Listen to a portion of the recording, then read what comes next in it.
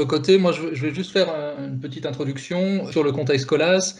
Le contexte était un peu particulier puisque on est dans une entreprise où quelque part on a dû faire face à deux choses. Un, c'était l'hétérogénéité des équipes, puisque quelque part face à nous, pas mal de chefs de projet avaient des compétences en gestion de projet très diverses. Du coup, donc il n'y avait pas un tronc commun, et du coup on a dû à la fois déployer un outil de portefeuille de gestion, enfin de gestion de portefeuille de projet, et en même temps déployer le processus. Donc c'était assez compliqué de ce fait-là, et sur ce premier volet. Et après, dans un deuxième temps, du coup, comme va l'expliquer Martine, on a basculé également les imputations pour nous permettre notamment de tuer l'ancien outil d'imputation qui était OGO, et ce, dans un timing plutôt rapide. Voilà.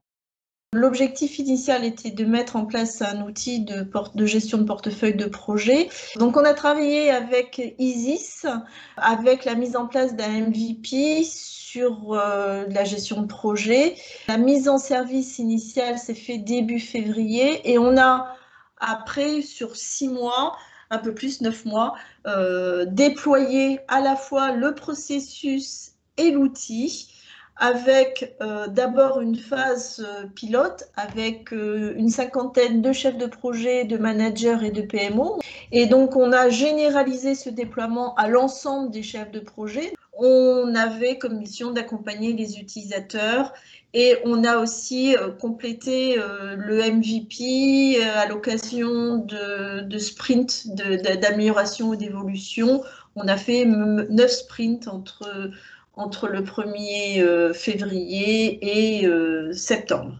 Et à partir de septembre, là, on a fait une deuxième évolution majeure avec l'assistance de MyAMS pour la mise en place du suivi des temps des imputations. On a complété avec les fonctionnalités de gestion de plan de charge. MyAMS nous assistait et ont développé un certain nombre de règles dont on avait besoin. On a mis en service cette nouvelle version le 5 janvier pour pouvoir commencer l'année avec un nouvel outil d'imputation. Et sur le premier mois, donc on a formé 179 chefs de projet, managers et PMO à l'utilisation, mais on a aussi 259 collaborateurs dont on fait la saisie des temps. Donc suivi des temps, donc on a nous tous les collaborateurs internes qui font leur saisie, et je vais vous présenter la vue je vais prendre celle de Jean-Pierre Courrier, qui a plusieurs casquettes. Il a plusieurs onglets puisqu'il a plusieurs rôles, et donc en tant que responsable de pôle, il a toute son équipe qui est présentée ici, et donc il peut visualiser les temps et valider ou rejeter en fait ce qui va bien. En tant que responsable d'activités récurrentes, il a aussi une vue uniquement en fait sur les activités, donc pas uniquement son équipe. Pareil, il peut valider, y accéder, etc. Il a également une vue au niveau budgétaire, donc là c'est nettement plus étendu, et sur les différents projets, et il peut effectivement valider également. Il n'est pas directeur de projet directement, mais il a aussi cette notion-là si jamais il y avait besoin pour pouvoir faire de la validation ou du rejet s'il y a besoin. Voilà. C'était juste cette petite parenthèse que je voulais vous présenter.